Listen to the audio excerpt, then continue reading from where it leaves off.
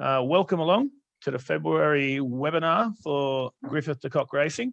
We've got a special guest today, so Mick Sharkie from Leneva Park, and lots of you will know him from RSN. So Shark, welcome along. Thanks, Corey. Thanks, Matt. Thanks for having me, and I hope everyone's having a good start to the week so far. Bit chilly out there today. Matt, I noticed you were shivering a little bit out at the sales this afternoon when that wind got up. Yeah, it's a bit colder than it was in Tassie yesterday. Been getting around. Sunburns in Tassie yesterday and Jersey on in Melbourne today. Yeah, it's a bit like that at this time of year. Yeah. And you'll notice, guys, that the boss Robbie is missing.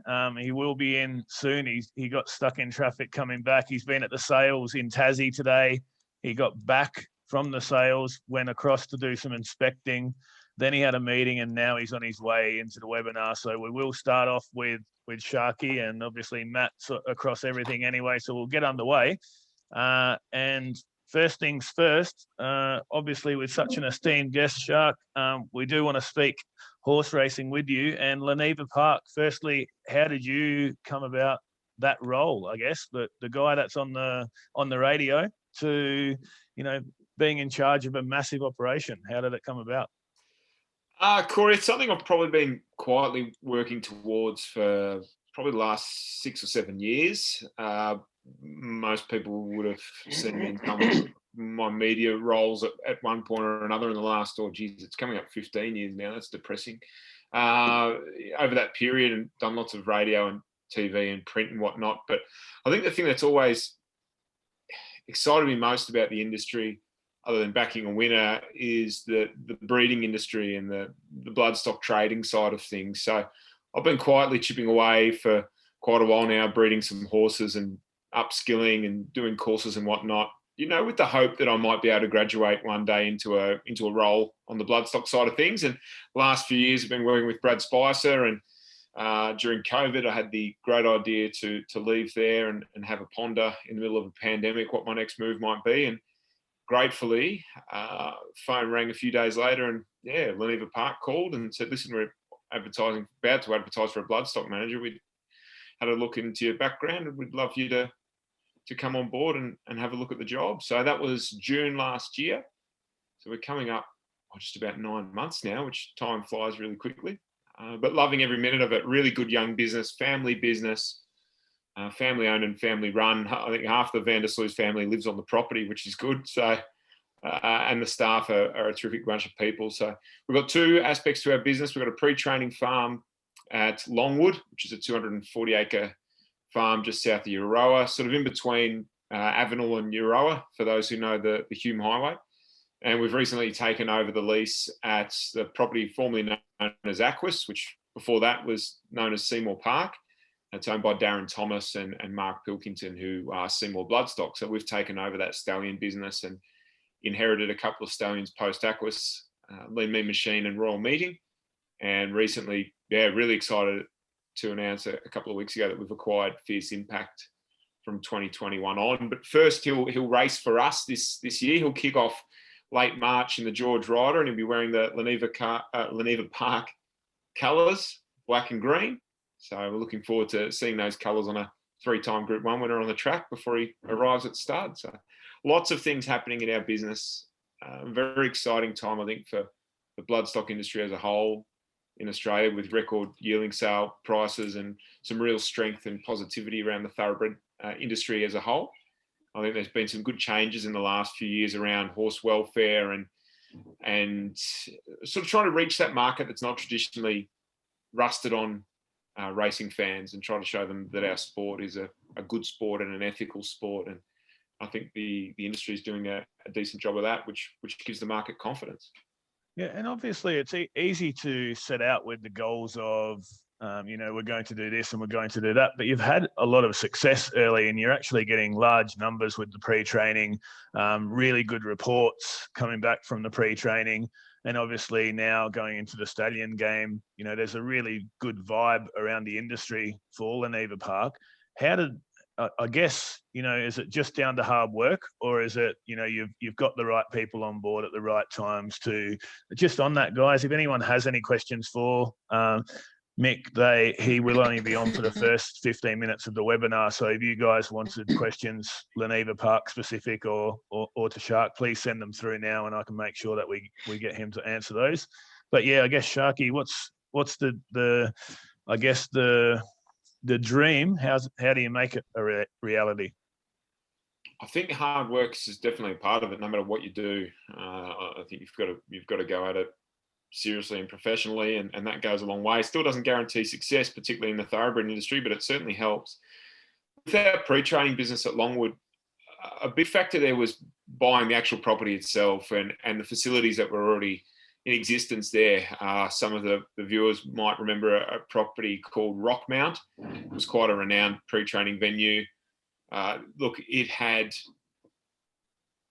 sort of eroded away a little bit in terms of being a viable business and a strong business. I think the owners had gotten to an age where they weren't really keen to keep running it as a really strong business with big numbers of horses. So it was kind of sitting there dormant to a degree. It needed a little bit of work done to refresh it and rejuvenate it, which we did, and got it really humming again. And I think the proof's in the pudding as to what the facilities can produce when you look at horses like Profiteer and Ayrton. There's a couple of examples of horses that have come off the farm and run really well. Ocean X was another one, winning her way into a Melbourne Cup last year. So we've had some really good support from good stables like Mick Price and Mick Kent. Obviously, Griffiths and Kock, a great team here, have had some horses through our venue as well, and have been really happy with the way we've turned the horses out. And I think that's ultimately determines your success as a pre-training business. If the trainer can say to you, listen, I want the horse to come back to me looking like this, or I want it carrying this much condition, or to be at this stage so I can trial it, race it, whatever, and you can present an animal back to them that is in that condition, it just makes it a hell of a lot easier for the trainer. And it's more economical too for the owners, because it means that horses in the stable can race for a little bit longer. They don't need to be cycled out to make room for new ones coming in that have to start the journey and get ready to race. We can basically have them to the trainer 75, 80% fit, a couple of weeks of a jump out. So that turnaround time, that lag time from entering a stable and going to the races is shortened significantly. As far as our breeding business goes, I think the Vandersloos always wanted to move into that. Big part of me joining the team earlier in the year was buying some broodmares and upgrading the quality of their stock. So we went and started that process at the Magic Millions last year, which was good. We've been left with an American Pharaoh colt, a Brazen Bow colt, and a Russian Revolution filly, which hopefully will end up in Magic Millions or Inglis Premier sales next year with a little bit of luck and safe passage for those young horses. The opportunity for stallions and to move in that side came a little bit quicker. It's been on the plan and been in the mix in terms of a long-term plan. But I think with Aquis deciding to change their business model, it just gave us that opportunity to jump a little bit sooner. And Luke, who's the director of Leneva Park, is a young man who's taken those sort of opportunities in his other business, which is asphalting and road construction, and decided to expand at from outward looking in a quicker rate, but knowing that the structures are in place and the staff and whatnot are in place to support that sort of growth. So that's definitely the same model we've taken with Leneva Park and pushing into the breeding side of things. Great to have two stallions as going concerns in Lean Mean Machine and Royal Meeting there and established, and one into its second and third season and the other into its second season, and both having good numbers. So that was a help. And also to have the support of really good respected bloodstock agents like Mark Pilkington, basically be leasing his property, and to have him on hand. I don't think there's a deal or a facet of bloodstock trading that Mark hasn't been involved in over his 30 odd years. So to be able to call on him if we do need the support or the advice has been great too. So I was speaking to a journalist on the weekend. He said, "Oh, gee, it's rapid growth. You must be throwing huge money at it." It's actually not that case. We've just been a bit lucky, I guess, that opportunities are presented when they have, and we've been able to capitalise on that. So big thing about our business and what we want to do going forward is grow good partnerships, particularly with Victorian businesses and Victorian farms and Victorian stables. And yeah, that's why we love working with stables like Griffiths and Kock Racing, because they're also family-run businesses, and they understand and they cater a lot to families, mums and dads who want to race horses and whatnot. So it really speaks to our ethics and our our structure, our setup. And we often find that those businesses are the easiest to work with. And all we need to do now, Matt and Robbie, is find some fast horses on the track. So I was just about to get to that. So there's obviously a partnership there, Shark, and I'll go to Matt with this one. But I believe, Matt, there's a few horses pre-training at Leneva, and obviously other farms as well. Rumor has it that you were really doing that because you were expecting Sharkie to send you Fierce Impact for the next 12 months. But that didn't come through. But what is going to happen is Leneva is going to buy a horse or horses, a few fillies at the Inglis Premier with us. Is that the case? Yeah, well, that's been the plan. We do use Leneva. It's a fantastic facility. I've been there a couple of times now. I've been lucky enough to be there, and the first time I was there, my breath was taken away, especially the view up where the horses are working on the track. The horses have come back in fantastic condition. And just over the short period of time, we built up a great relationship with the guys, and they decided they wanted to invest in a filly with us, which we greatly appreciate. So we'll be setting our sights on something at this coming sale, and hopefully we can land a good filly that Fierce Impact can cover one day. And Robbie, just checking we can hear you there. So you've obviously joined in. Hey Corey, how you going? we can hear you. Yeah. So just talking with yourself there, like Matt said, if we have a partnership there, but we tried to do this at the Magic Millions, but the team between ourselves and Leneva Park quite disciplined in our approach, and some of the prices were a little bit much, so we basically held tight, and we're looking forward to the Prem. Why the Inglis Premier for you? I know you love this sale more than any other. Yeah, definitely, Corey. Look, the English Premier has been such a great ground for us to succeed over the years. We've had a lot of success, but Premier has been probably our most successful buying bench because of the Super Vobis. A lot of the lots are bred with that Vobis label, and there's probably been more affordable too. So so it's been very successful for us over the years. So Matt was out there today, and all week we're going to be there looking at all the horses, and we've been looking at the farms also leading into this week. So I think that we'll come home with some nice ones, and we'll certainly get one that we'll share with Leneva. And as Matt said, we'll get a nice filly, but hopefully we'll be able to go to Fierce Impact in later life. So we're looking forward to doing that. Yeah, and I guess, Sharkie, something that would excite a lot of owners would be the idea of racing a horse with yourself or Leneva Park in partnership. And obviously our band of owners are online now and wondering how to get involved. But why would you, as an owner, get involved with Griffiths the Kock Racing from what you've seen so far? Oh, I think Robbie's record speaks for itself. Prior to Matt and the Kock family getting involved, one of Victoria's great trainers, so consistent. I used to make a lot of money backing Griffiths trained horses over the summer months while on holiday. It often extended the holiday by a week or two, particularly while I was at university. So very grateful to Rob for that back in the day. But I think ethically, morally, we like working with businesses that do the right thing and trade the right way and operate the right way, and right through from treating their clients to the way they treat their horses. And from the times that we've been together on farm and also at the sales and whatnot, both Rob and Matt, their expertise when it comes to selecting horses and identifying talent is very, very strong. You're dealing with a lot of experience and a lot of knowledge, both in Australia and internationally, which is great because so many of our pedigrees now, have international influence in it. So to have that touch point with those families is a great thing. But then when the horses get into the system, I think that's really important as well. And we pride ourselves on treating the horses just like they're our own. They're a part of our team and our family. And I know Griffiths and the Kock Racing do the same thing. Communication's great, something you're a big part of, Corey, and I think that's a really important thing as well. And during COVID, of course, we all got very used to, interacting from afar via video and text and voicemail and everything like that, which was handy for the racing industry because we've been doing that for a little while now. Not everyone can get to trials and track work early in the morning. So stables, have really honed their communication strategies and made sure that wherever you are in the world or in your working life, if you've got a racehorse, you'll still feel connected and you'll still feel a part of it. And yeah, that's a big reason we wanted to partner up and do something with the Griffiths, the Kock team as well. Yeah, and I guess when it comes to Fierce Impact, what a stallion to get on your roster. But yeah, is that a horse that you targeted in particular due to the fact that maybe in Victoria and Australia as a whole, we maybe don't have those horses that get out over a bit more ground that we can breed to with confidence?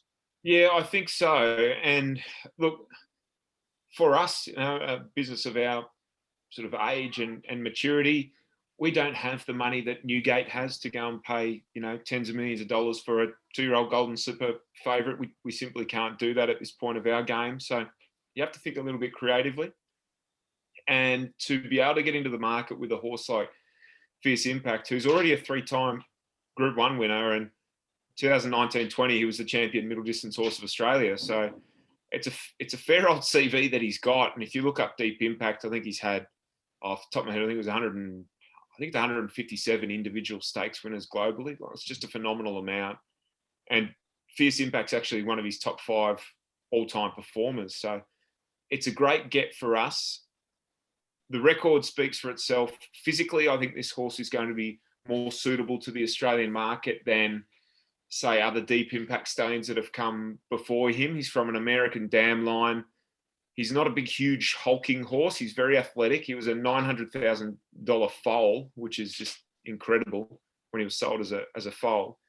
He's a very athletic horse. I think he has suited Australian racing. I think his progeny will too.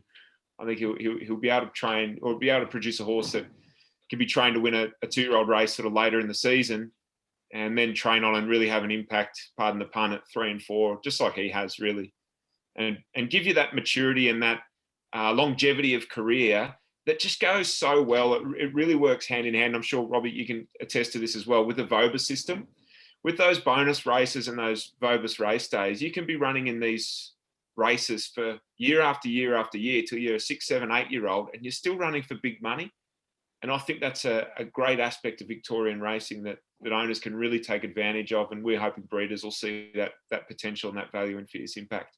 Yeah, I actually voted for him to get into the All-Star Mile last year. So, but just on finally on Fierce Impact, there's a question from Rob Dunnett here, Shark, who says, are shareholdings available in Fierce Impact? And if so, how do we get information? So I guess to go further, I had Henry Field on a webinar a while back where he talked about tradable commodities in the breeding side of it, which we probably don't talk about a lot. But if you could sort of just finally expand on that, and then we can let you go after that. So.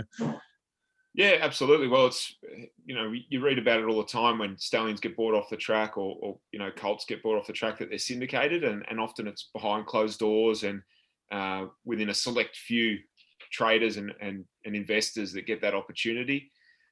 We've opened our arms a little bit more widely to the broader market, because investing in a stallion, you can, I don't think many people know, as well as the breeding opportunity and the breeding upside that you get with them, you can also use your super fund to do it. So to legitimate investment with a proper PDS and deed and everything else that comes with it. So it's quite a sophisticated investment.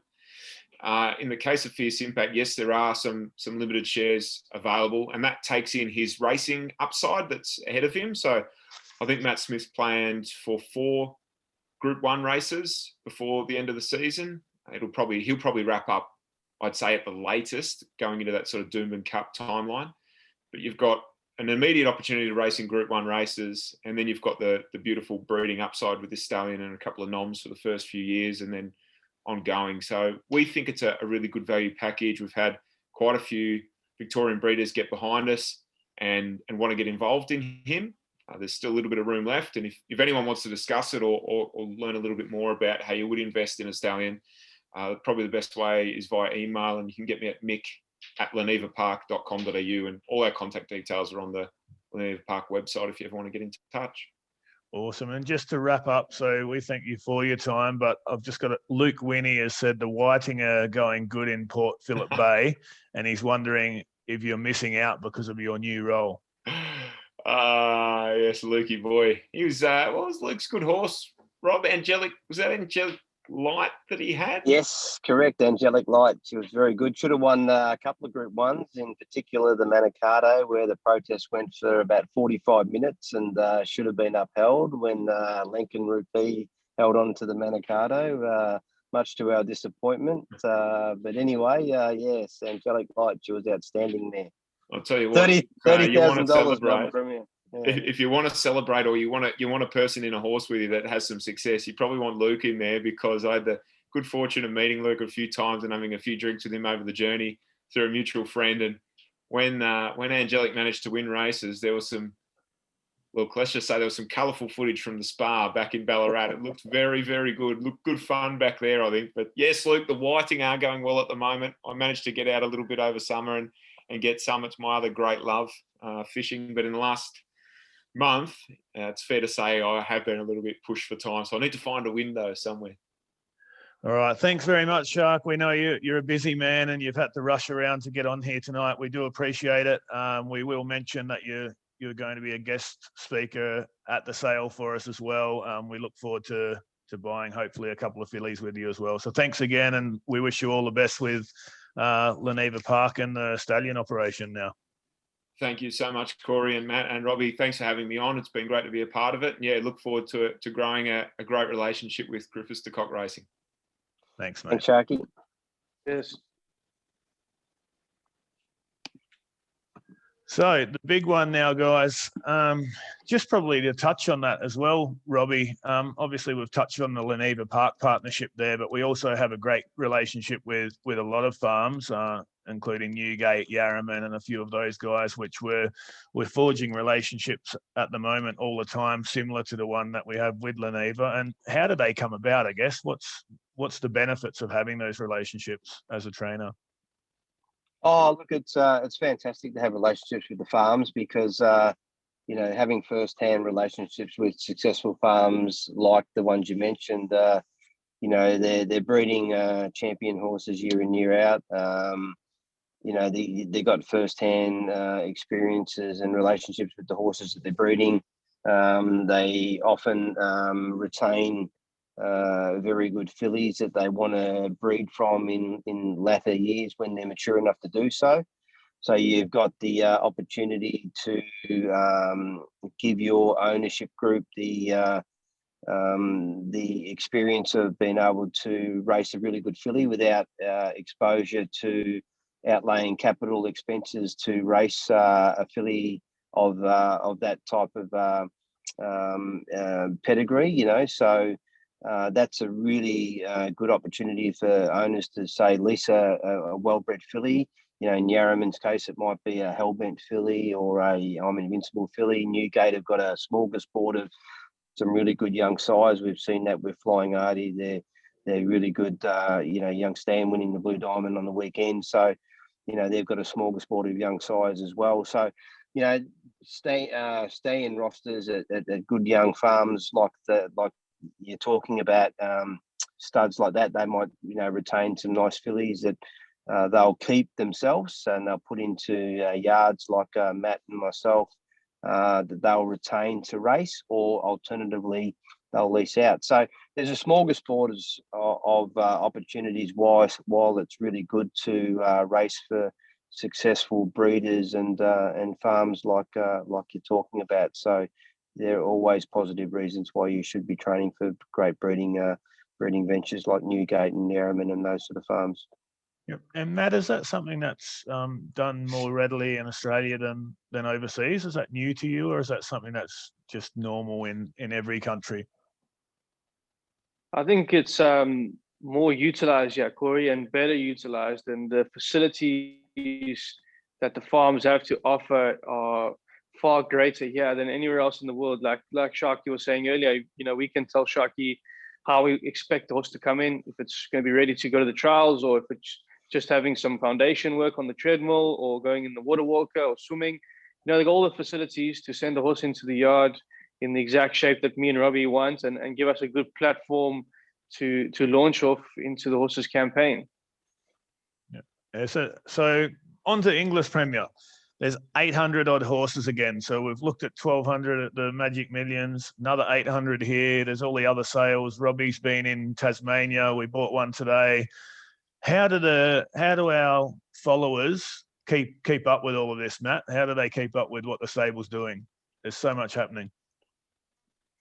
Yeah, it's a good question, Corey. I reckon just got to be on the ball, really, because things are going so well at the moment that every time we land a horse that we like, that we've worked really hard to look for, and we love the pedigree, every time we land it, things have been going so good that we've been selling them very fast. So if they just follow our social media platforms, which yourself has been very good at posting out there and keeping people informed, I think that if they follow those closely, then they're not going to miss out. But you're right, there's a lot of sales, which is great because that means there's a lot of opportunity, and opportunity creates success. So hopefully everyone can just get a share of a horse that they like, and it can be a nice champion racehorse for them.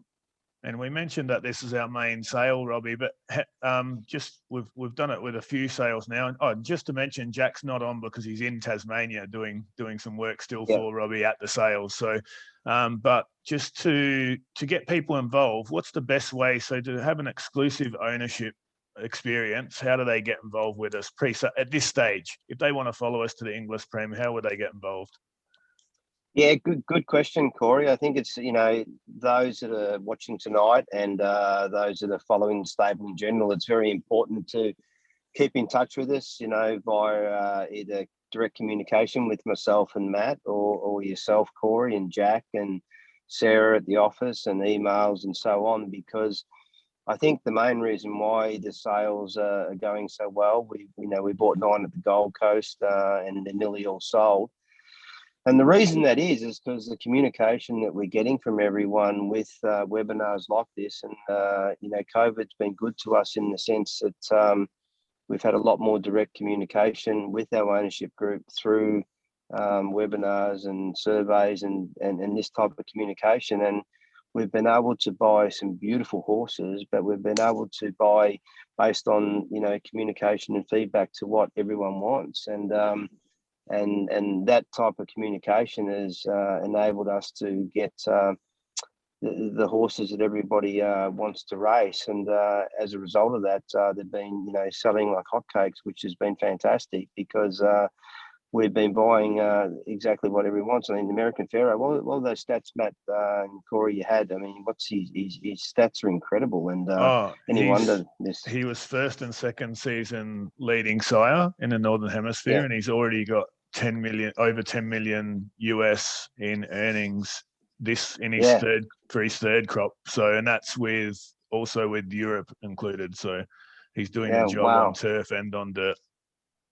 Wow. So I mean, any wonder there's minimal shares there. I don't think there's many shares left in the grey colt that no, we've been pushing that a lot, and we've got not much left, but there is, for anyone who is interested, there is still a tiny bit in him, a tiny bit in, I think there's only 2 horses that we still have a little bit in. So and that he's one of them. So, with that sort of, we've worked, all of us at Team Griffiths to Kock Racing have worked really hard to identify, the right stallions, whether they're successful stallions, like we mentioned before, the Reduced Choice filly that was, averaging 550,000 that we bought for half price, So any wonder they're selling so quickly. American Pharaoh, we just mentioned that we got him at a bargain basement price, and he's produced, 10 million bucks worth of winners. So any wonder they're going the Rate of Knots, the Lonro filly today that, that Jack signed up for Matt and I, Matt and I loved her yesterday. She's out of a, group, there's group 1 on every page, and she's got an unbelievable family with Nixon crosses.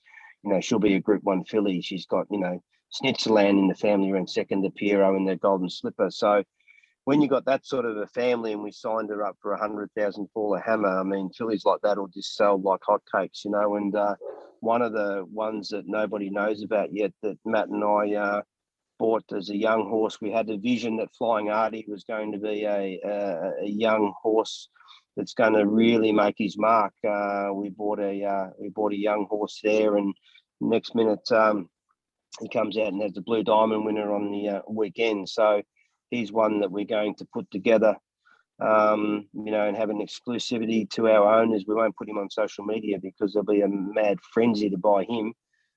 So we'll get to sell him at well under his real value. So he'll be a massive opportunity for everyone to buy in the next 24 hours. So when you're doing that sort of homework and having that sort of vision, any wonder they're, you know, we're giving these wonderful opportunities to our followers. And, you know, it was a lean mean machine we were saying that Leneva's got. You know, we bought that, you know, 3/4 brother for $60,000 at the Gold Coast. So those sort of opportunities, any wonder they're being snapped up quickly. So that's the sort of homework that we're doing at Griffiths to Kock Racing. So, and we're going to do the same type of work going into the Melbourne Premier sales with the team that we've got around us, and that's why Matt was out there all day today.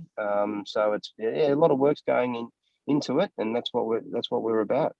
And not just the pre-inspections now. I know we've spent a lot of time out at farms as well. So, Matt, I guess leading into the Prem sale, as we can see on the screen there, we're having a marquee for our owners and anyone who might be interested in following the stables, or you might just be fans of the stable, but which has been quite expensive for us to put together. But we're trying to give the best ownership experience we possibly can. What can people expect if they joined us at the sale? Oh, they'll have a good time, and that's what it's most important. You know, we want people to have a good time, and it's been difficult, especially for myself, to meet people during COVID and lockdown. So the sales presents a great opportunity for us to involve work and play, and get to socialize a bit, learn about people's personalities, and also get to help anyone that wants to come along to the sale and learn a little bit and learn the process and see how we do things. So we're going to be able to provide a experience when it comes to looking at horses, and an experience when it comes to having a good time. So feel free to come along, guys. Yeah, and something, I guess it goes back to when I first started doing webinars in the horse industry. Something that I was quite passionate about was making sure that there was an education out there for people that might be new to the industry and things like that. We've managed to get guest speakers. So we'll have throughout the sales, the 3 days of the sale, we'll have 10-minute to 15-minute interviews, question and answers. And we, as you can see on the screen there, we have James Price from Woodside Park, who's recently just got the manager role at Inglis also. Mick Sharkie will be there from Leneva again. Matt Scown from Yarraman Park. We have Simon Vivian from Inglis, who's going to join us for a quick chat. And also Joey Ramsden, who's a multiple Group 1 winning trainer. So some pretty intelligent horsemen there. And it's just an opportunity. So what can we do that's different for our clients that others may not be able to do? And I guess they can visit the sales with us, but they can also visit the sales with most trainers. So this is a way of us being able to create an opportunity for them to come to the marquee, to also educate themselves and hear from industry experts, including yourselves as well. And then obviously be involved in the purchasing process from the start to finish. And I've put a little slogan down there at the bottom, which we've been trying to stick to, which is let's create experiences, not purchases. So we want everybody who purchases a horse with us to have an experience the whole way through. Ultimately, we'd love that experience to be winning a Group 1 race. But if that's not the case, then, you know, they want to have a good experience the whole way through, whether their horse is running, you know, in Group 3s or Group 1s, because obviously they're all going to be group horses anyway. So, Robbie, and your thoughts on all of that and the guest speakers? Yeah, 100% right, Corey. I mean, we want to, as Matt said, and yourself reiterating that, is that we want to create a great experience, and we have that opportunity to do that. A lot of work has gone in with, you know, yourself and Sarah and Shirani and everyone at Griffiths to Kock Racing to get that marquee together. We've got a meeting point there at the sales, and Peter Ford and Joey. We've got team Griffiths to Kock out at the sales, so we'll be able to, you know, have those that want to come out and work through the processes and show everyone how we select the horse.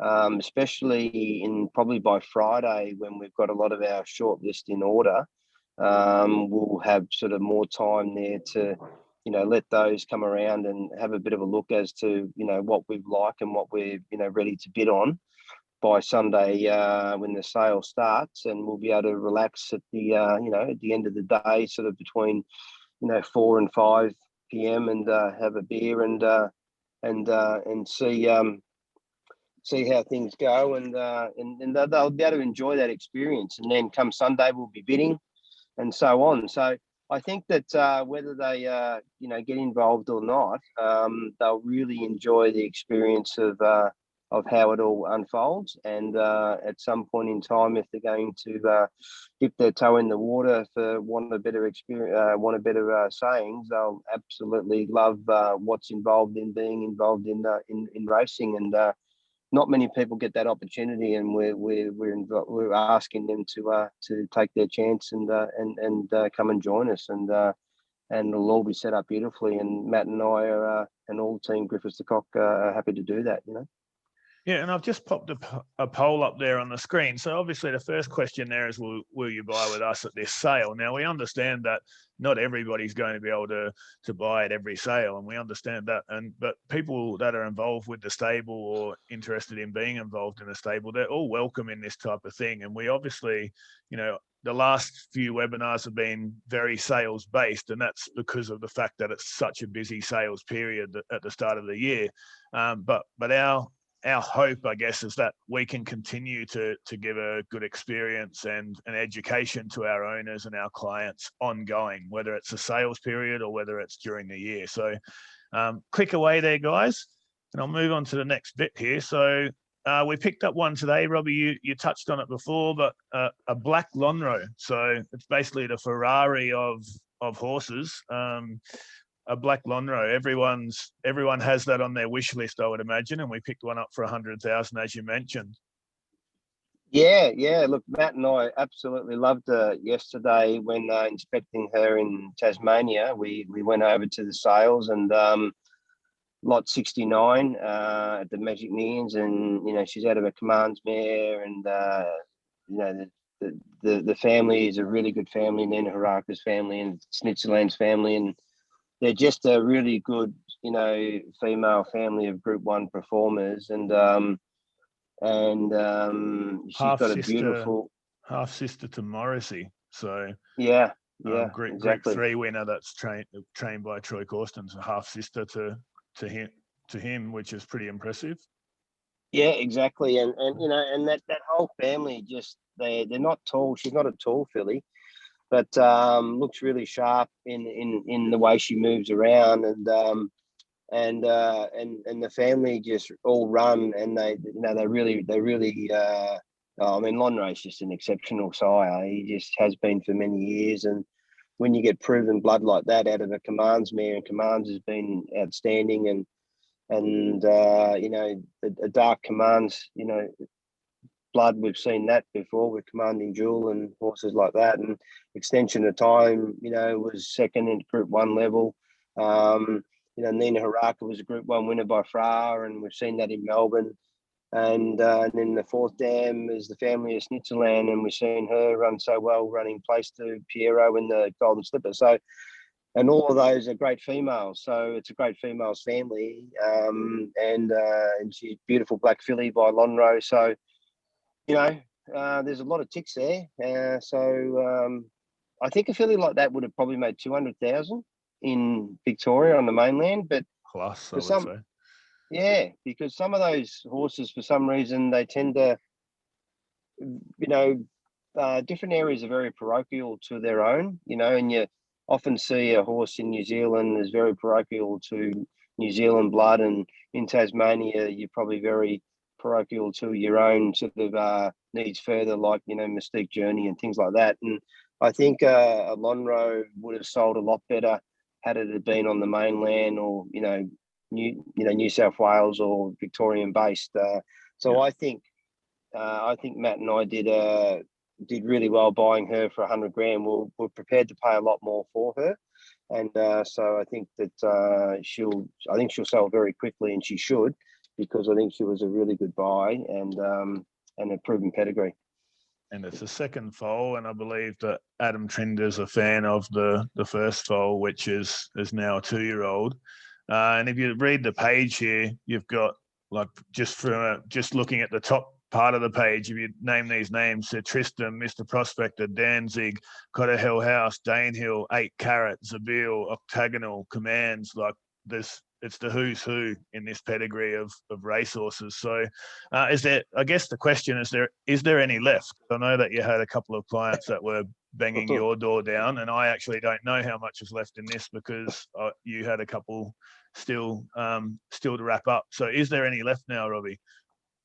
That's a good question. I've actually had to have a meeting this afternoon, and there's about 18 missed calls on my phone, so I haven't had a chance to check the messages, Corey. So I don't know whether that means there are 18 missed calls to say I want to have shares in the Londro or not. So I don't know the answer to that question. I'll have to get back to you.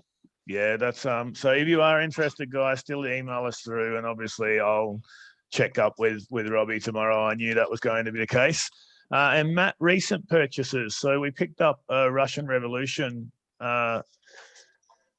colt at the Inglis Classic sale from the Newgate draft. So that was a nice pickup. Yeah, it's an exciting young stallion. Really impressed by his progeny. To get it for such a cheap price again, value for money. And he comes with the bonus scheme. I think it's a $500,000 bonus scheme, Corey. You can correct me if I'm wrong. Yep. That if he wins a black type race of any sorts, you get a little bonus. So we're really happy with that purchase, and like you said, it's hard to keep up, but opportunity breeds success, and we keep providing the opportunity for everyone and everyone's taste buds. So I've just got a list here of the horses that are available. So we've got some left in the Sebring colt that we picked up at the Magic Millions, which I'm mystified by because he was probably the bargain of the whole sale. The American Pharaoh colt we've got a tiny piece of. The Reduced Choice filly, we have a little bit left. I think that might only be 5% or something from memory. Yeah, it's not much at all. Yeah, the Russian Revolution colt, obviously we just mentioned, and the Lonhro filly, depending on Robbie's text messages. So, so at this stage, if you're interested in any, have a look on the website. They're all up there, or contact us at any stage. And we also, Robbie, you touched on the Flying Artie, but we've also got a couple of others coming from farms as well. So if people keep in touch with the stable, that information will come out in due course. What I'm going to do now, Matt, and I sent this through to you and you had a quick look, but we had some homework that was sent through from the participants, which is always great. And they went through the Inglis Premier Catalogue, and some of them have spent lots of time judging by how in-depth their comments are. And I guess, were there any that caught your eye from the homework? Yeah, Corey, it's a great initiative by you. I love reading what people's opinions are, because that's the greatest thing about horse racing and sales is everyone is entitled to an opinion. And we'll definitely be going and having a look at the horses that everyone's mentioned, and hopefully be able to give you some feedback. It will be great if you can come to the marquee and we can even have a look at the horses with you guys. Jennifer Davis, she's a woman after my own heart. She mentioned that she loves the Highland Reel, and we purchased the Highland Reel at Magic Millions. He sold really quickly, fortunately and unfortunately for everyone. We actually went down to Lauriston Park last week, Monday, to have a look at our purchases, and they've all done really well, but he's done particularly well. He looks like you could put a saddle on him and parade him in a ring already. He's a beautiful horse, and I would not be scared to reinvest in Highland Reel again. He's a fantastic racehorse, and I'm sure he's going to be a successful stallion. Yeah, and Robbie, Wayne Reardon's got some good homework here, and I won't go into some of the comments on why they like the horse and everything like that, because of course we're not going to mention our shortlist now, and while it's public to everyone. But what's your opinion on Caravaggio as a sire? Well, the Scat Daddy blood, and we're keen to follow. So Caravaggios, we haven't found one that we've zoned in on yet, but we'd like to like one, because we think that he's such a great racehorse that he's a horse that we'd like to identify as getting one. But we just haven't found one that's ticked all the boxes as yet, you know. But he's certainly a horse that we'd like to follow. Yeah, and Peter Collins has some good homework here, but it's strongly centered around Frosted. He loves all of the Frosted progeny. And I know, looking at the bottom left there, the American Pharoah, we've had this discussion before, and you are a big fan of Frosted, but you have a bigger opinion of American Pharoah, which is probably why you've gone that way at this stage. Yeah, we actually tried to buy a Frosted at Magic's, and unfortunately we didn't have a big enough budget for it. I love American Pharoah. I love Frosted. Tappet is one of the world's great sires, and Frosted being by Tappet seems like he's reproducing that in his progeny. One good thing about Frosted is they've already proven in Australia. You know, he's produced some fantastic horses that were placed in the Blue Diamond, I think, on the weekend, and he's had a lot of winners already. American Pharoah's had his first winner. So the American sires seem to be making their mark, and I think that they're good value at this stage. So we'll definitely be looking at the Frosteds at this sale, and if we can manage to fall in love with one and it falls in our budgets, we'll be putting our hand up for sure. And what's interesting, Matt, because I know that you love stats, is I've just finished a poll there. We've got lots of people coming to the sale with us.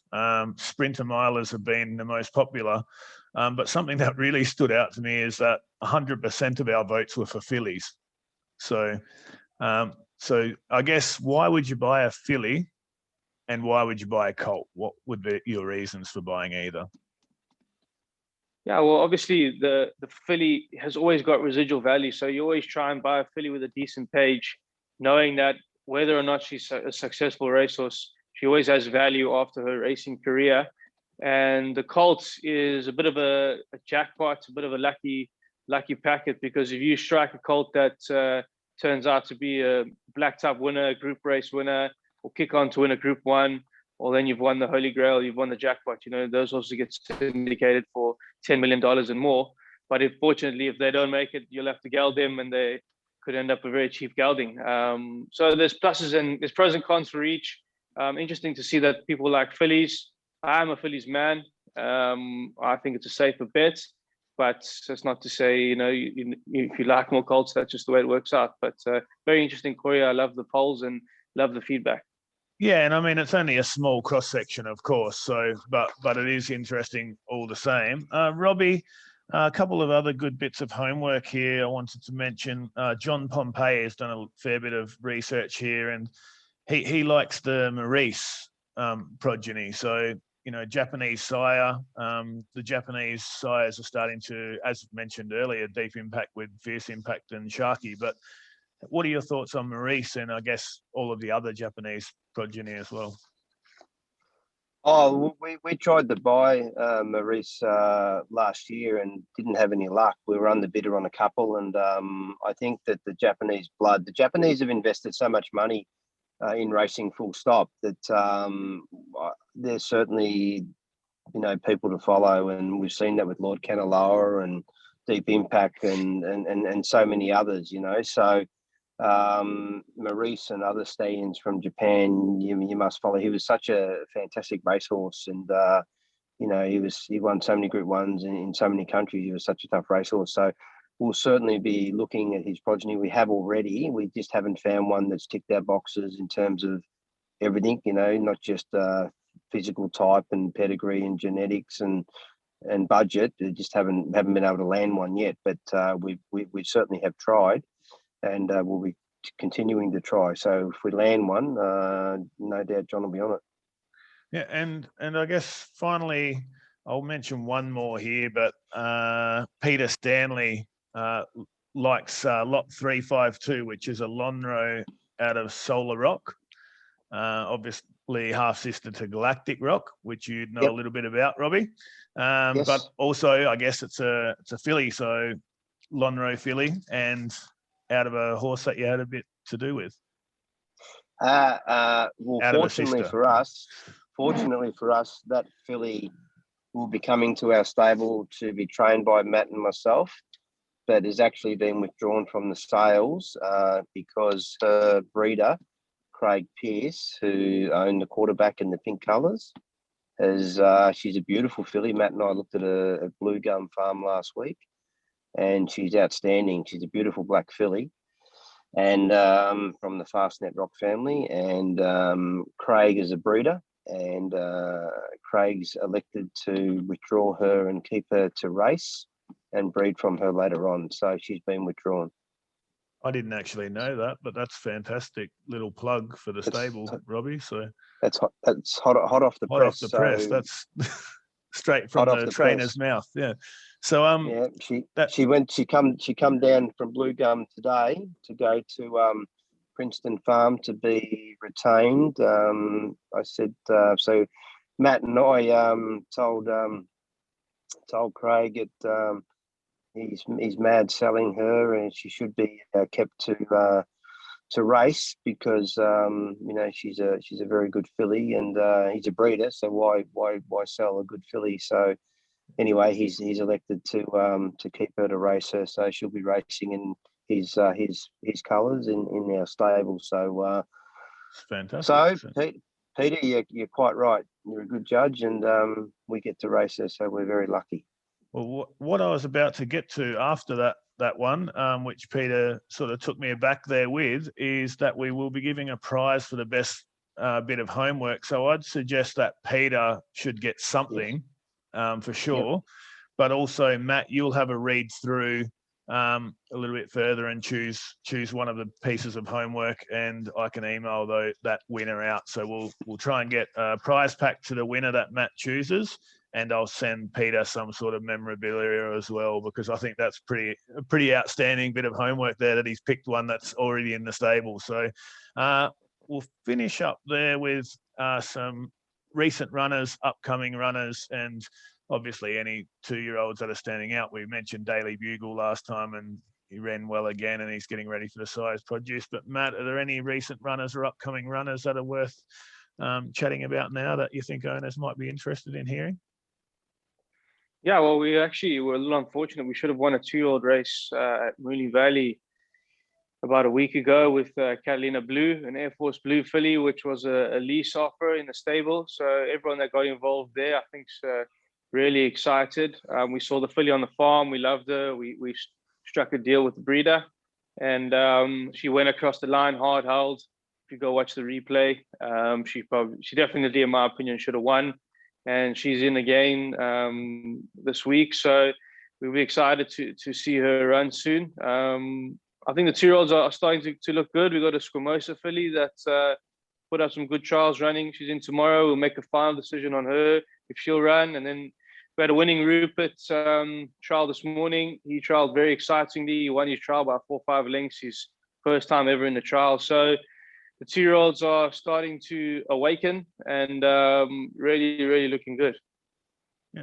And are there any of those 2-year-olds, Robbie, that still have anything left in them? So I know that that's last year's sales period, but are there any of those 2-year-olds that are showing promise that people might want to jump into because they're actually ready to race now, or they may be even racing? Yeah, the Squamosa filly, actually, there's quite a bit left in her. She's not very tall, but if they like the way she races, whether Matt and I run her tomorrow, she's drawn terrible in barrier 11. She might go to Sandown on Wednesday, but when she runs, if people like what they see of her when she does run, there's quite a few shares in her. So she's quite a nice filly that's been trialling well. So if they like what they see of her on race day, I think there's quite a few shares in her, so they could jump into her if they like. Or it could be a jump in now, guys, and get prize money on Wednesday. That's they could do that too, yeah. So I'll just go to the viewer questions to wrap up. So there's a couple of questions, one from Peter Silby and also a similar question from Glenn O'Sullivan, just asking about whether we have a short list for the upcoming Inglis sales and what we prefer. Now, obviously, we're not going to give out our short list on here, but what we've been doing for the sales to answer that in short is in the chat, I've just popped in the email address for myself and Jack, which is sales@griffithsracing.com.au. Now, if you're interested in knowing, if you wanted to join us at the sales and buy in and be on the exclusive chats where we send through our short list on a daily basis and sort of send through a little clip each day on what we're looking at, then feel free to email us with what you'd like to be involved in. For obvious reasons, though, Matt, we probably can't go through exactly what's on our shortlist, but if you could go through the process of what we're looking for and how we do it, how we come up with our shortlist, and how many horses would generally be on it. Yeah, well, Corey, it's a fairly long process because we've started looking at the horses on the farms. We got Peter Ford, who's a fantastic judge, Joey Ramsden, who's one of the panelists or the guest speakers during the week. She's a Group 1 winning trainer, and his partner, Steph, who's got a good history in bloodstock management and syndication. They've been helping us as well going to farms. So we've managed to tick off a fair bit of the horses. We've got to do a couple more farms at the sales ground in the next coming days. And then by the weekend, we should really have a shortened list. It normally works out to about 10% of the sale. That's our second look list. And we go back and have a more detailed look and we've lost your sound there, Matt. The vets. You lost my. Can you not hear me? Yeah, we can hear you now. Okay. Yeah, I don't know where you were up to, but basically we get a real short list going, and then get the vets x-raying and giving the horses a tick of approval when it comes to the anatomy and everything, and then start talking budgets. And that probably happened towards the weekend, Friday, Saturday. We'll know more. Yeah, and I guess that's, Robbie, where our clients, if they're interested in knowing the shortlist there, that's where they can really have an influence. So things like the homework here, where you and Matt may have, say, 5 horses that you can't split, you love all of them, but there's a couple of clients that really like one of them, then that's when you potentially would go for that horse rather than the other 4. You would never obviously choose a horse based on somebody else's advice and not looking at it yourself. But I guess, how does that work for the client? What's the best thing for them to do? Yeah, well, I mean, sometimes it comes down to finances is what we settle on, if we like, 4 or 5 horses equally, it'll get down to a dollar value as to what we can afford. So there's some of the things that will determine which lots we end up on. So that'll all take care of itself in terms of lot order and finances. So they're the things that will take care of themselves once we get the veterinary reports and so on. So that'll take care of itself in the final stages of the bidding and allotments and veterinary reports and so on as we get closer to the final stages of having a bid. Yep. There's a question from Russell Batch here, Robbie, saying, will any of the nominated runners go around in the South Australian Magic Millions 2-year-old on Saturday? Probably not. We put 3 in mainly because it's free to do it, because we paid up for that when we purchased them. But 2 of them trialled this morning, and realistically, Spirit of Pepin is ready to go to the paddock. He's a little bit cheeky, needs gelding, and is still learning, but he's quite a talented Magnus horse out of the same family as the quarterback. Winning Rupert is very talented. He won his trial very easily, but it's only his first trial and still learning, and he's got a lot of speed, but probably not ready to travel interstate and run 1,200 meters. But as Matt said earlier, he's quite a talented horse. And Oricolo, he is a bit of a doofus at the moment. He won a trial by a very big margin, but went to the races and put the pumpkin on, didn't know what he was doing, and he's in at Sandown Wednesday with a set of blinkers on. So whether he can run 1,200 meters is up for question. He doesn't seem to know what he's doing at the moment, but his talent was very good in an 800. So whether he can run 1,200 meters is up for debate, and whether he's got the experience to run, travel interstate and all those sorts of things. If any of them ran, it would possibly be him. But it was free to enter, so it was, why not put them in and then make a decision Wednesday morning. So when you pull all that back to the bare roots of it all, probably none of them will run. But there was no point making a decision this morning. We can make that decision Wednesday morning, Matt and I, once we've analysed everything we need to analyse. So I know that's a long way around answering your question, but that's where it's at. So hold your bets, Russell. Would be the short, Yes, correct. short answer. David Campsell just asked, Yosemite trialled well this morning, and is there any chance she races on Saturday, or will she need another trial? Yeah, she'll probably need another trial. A little bit similar. Inglis Dash is a similar sort of scenario. Bonus race to the Magic Millions. It's one of those races where you're allowed to go in for free, a bit like the Magic Millions. So she's more than likely in need of another trial before she heads to the races. That it was free to nominate. So Matt and I thought wise to at least put her in. Because she's a talented filly that trialled well this morning, and it gives us until Wednesday morning to have a look at the acceptances and how she recovers from this morning's trial. But it's most probable that she won't run, and we'll have another trial next Monday before mapping out a program heading towards black type racing in Adelaide in the latter part of the year.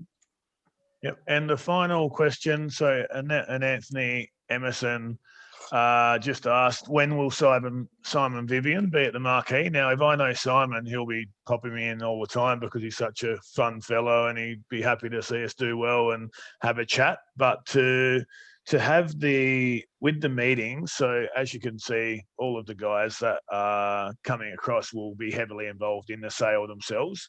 So later this week, as we approach the sale, they will have a clearer idea of their own schedule, and then we'll be quite flexible. But if you follow our social media, I plan on having a schedule up for our guest speakers a day before. So each day I'll put up who's going to be on the next day. But I'll make sure that they actually tell us what time they're free, because they could be potentially, in Matt Scown's case, he's got a draft he has to look after. Sharkie's buying horses, plus he has a draft. Simon's obviously auctioneering, so Joey's looking at horses. So we just need to make sure that we work into their schedule, but we will try and have a bit of a running order closer to the sale. So keep an eye on the social media pages, and if not, just send us a text or an email the day before if you're unsure or you need any information. We can always help anyone out. And the last couple there are about horses in the stable, so we might let those ones pass for now and wrap up. But thanks again, Robbie and Matt, for joining us, and thanks to everyone who's logged in. If you're interested in following the sales, please email us through to get onto that exclusive owner sort of experience and chat. But also, if you're not involved in that and you don't want to commit right now, but you'd like to see what we buy and then commit, then of course that's the normal process. What we're trying to do is give people both options. You can join us now and commit 5%, 10%, 20% up to a certain value, 100% if you wanted, but also you can wait and see what we buy and approach us that way. So we hope that you continue to support us. We love that you come on the webinars and like to have a thirst for knowledge. The homework was exceptional, so it shows we've got some really, really interested followers, and we really enjoyed it. So thanks again. All right, guys, and before you sign off, Corey, I see Pat Sylvie was on tonight. He had his 10th winner yesterday with the stable with Trigve, winning at Werribee. So well done, Pat. Well done, Pat, regular joiner of the webinar. And Matt, anything to add before we go? No, that's it, Corey. Thanks for everyone for joining, and hopefully see you at the marquee for a beer or two. Thanks, guys. Appreciate it.